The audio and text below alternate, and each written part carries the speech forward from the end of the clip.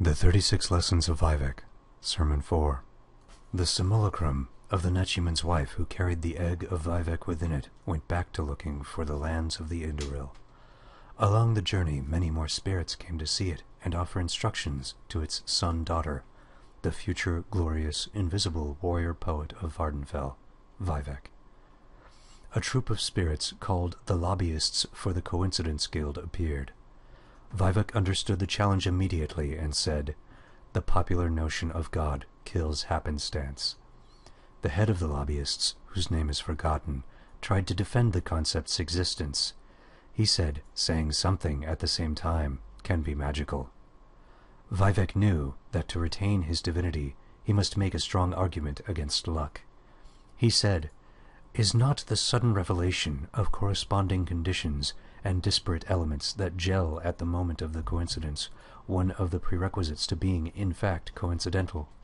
Synchronicity comes out of repeated coincidences at the lowest level.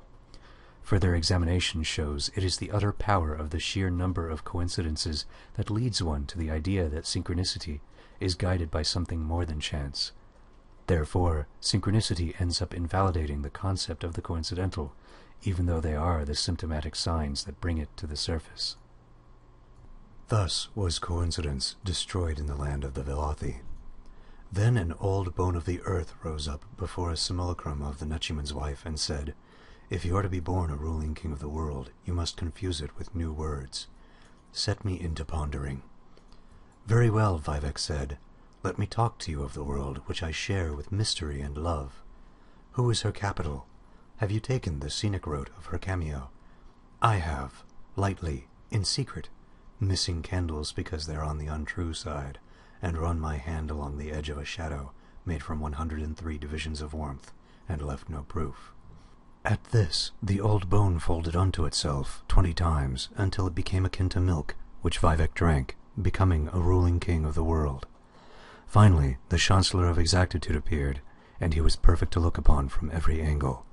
Vivec understood the challenge immediately and said, "Certitude is for the puzzle-box logicians and girls of white glamour who harbor it on their own time. I am a letter written in uncertainty." The Chancellor bowed his head and smiled 50 different and perfect ways all at once. He pulled the astrolabe of the universe from his robe and broke it in half, handing both halves to the egg image of Vivec. Vivec laughed and said, "Yes, I know. The slave labor of the senses is as selfish as polar ice, and worsens when energies are spent on a life others regard as fortunate. To be a ruling king, I will have to suffer much that cannot be suffered, and to weigh matters that no astrolabe or compass can measure." The ending of the words is Om Sivi.